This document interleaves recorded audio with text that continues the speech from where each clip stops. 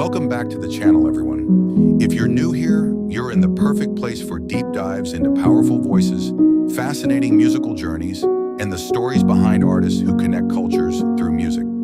Today we're talking about something truly special, the unique way the trio Il Volo approaches multilingual recording and how singing in different languages help them reach millions of fans around the world. Before we really get into it, I want you to imagine something. Picture sitting in a concert hall in Italy.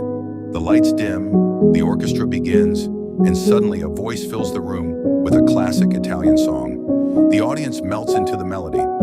Now imagine the next song being in English, then Spanish, then perhaps French or Latin. Yet somehow the emotion feels exactly the same every time. That's the magic we're exploring today. But here's a question for you right at the start. Have you ever heard a song in a language you don't understand and still felt emotional while listening to it?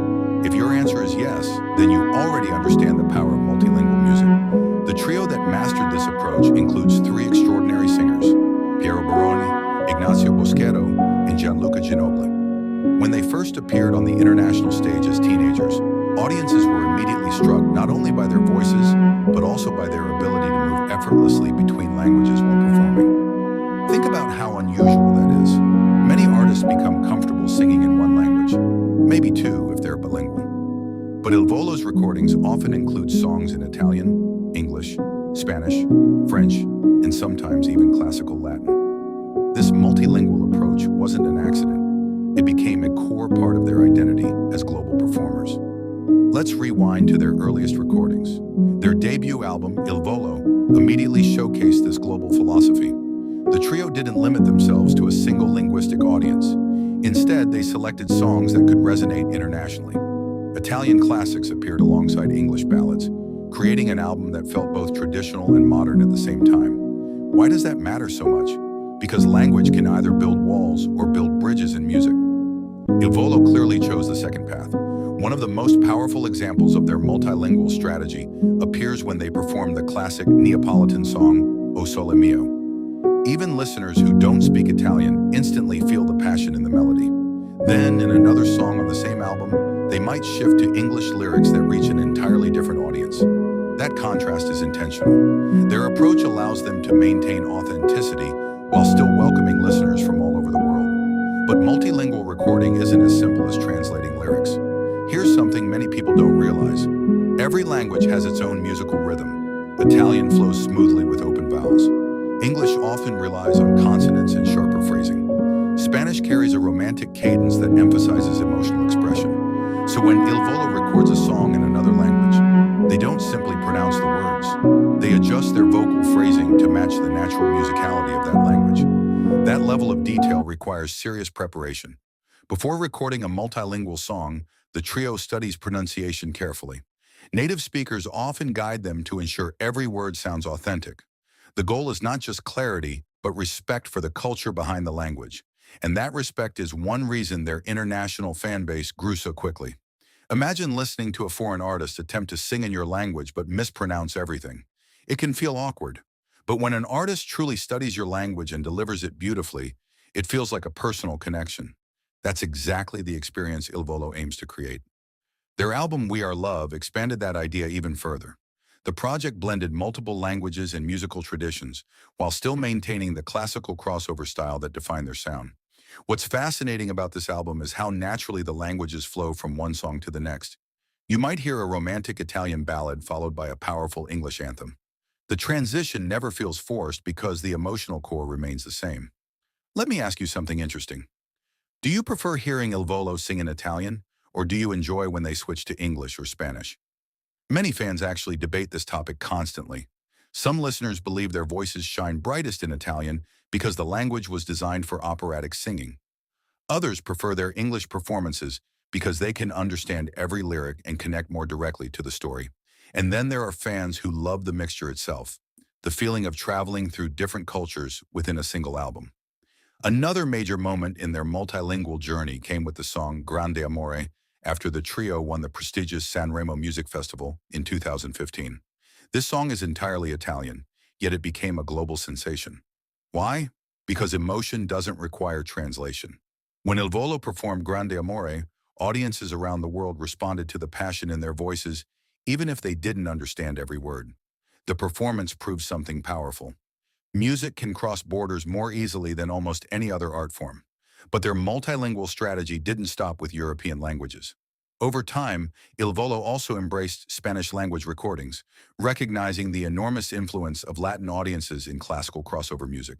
Spanish songs allow them to reach listeners across Spain, Mexico, South America, and many other regions where romantic ballads remain deeply popular.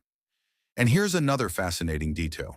When the trio performs live concerts, they often introduce songs in the local language of the audience. It's a small gesture, but fans appreciate it deeply because it shows respect and connection. Now imagine the challenge behind recording an album that might include 5 or 6 languages. Each language requires separate coaching. Pronunciation must be perfect. Emotional delivery must match the culture of the song. And vocal tone must remain consistent even as the linguistic structure changes.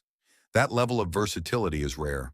It's one of the reasons critics frequently describe Il Volo not just as singers, but as musical ambassadors. Their multilingual recordings bring classical-style vocals to audiences who might never attend an opera performance. At the same time, they introduce traditional European songs to listeners who normally prefer pop music. This cultural bridge is especially visible in projects like Notte Magica, which pays tribute to the legendary Three Tenors era. The original three tenors, Luciano Pavarotti, Plácido Domingo, and José Carreras, also performed in multiple languages to reach worldwide audiences. In many ways, Il Volo continues that tradition for a modern generation. But there's another side to multilingual recording that often goes unnoticed: emotion. Different languages carry different emotional textures. Italian might feel passionate and dramatic.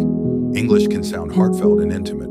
Spanish often conveys warmth and romance. When Il Volo chooses songs, they think carefully about which language best expresses the emotion of the piece. Sometimes the language itself becomes part of the storytelling. For example, a nostalgic Italian melody might feel less powerful if translated into another language, because the vowel sounds and rhythm change the emotional color of the song. So instead of translating everything, the trio often preserves the original language to protect the song's identity. This approach has allowed them to build a global catalog of music without losing authenticity. And it's something fans around the world deeply appreciate, because in the end, multilingual recording isn't about showing off linguistic ability. It's about connecting people. A listener in Brazil might fall in love with an Italian song. A fan in the United States might discover Spanish ballads through Il Volo. Someone in Europe might rediscover classical melodies they had forgotten. That's the ripple effect of music that crosses linguistic boundaries. Now think about the future for a moment. As Il Volo continues evolving, new languages and musical styles may appear in their recordings. Global audiences are becoming more connected than ever before, and multilingual music is becoming increasingly powerful in the digital age. Streaming platforms allow songs in any language to reach listeners anywhere in the world. So imagine the possibilities. What language might Il Volo explore next? French chansons, Portuguese ballads, maybe even collaborations with artists who bring entirely new linguistic traditions into their sound. The beauty of multilingual recording is that it keeps the musical journey open-ended. There's always another culture to explore, another language to learn, another audience to connect with.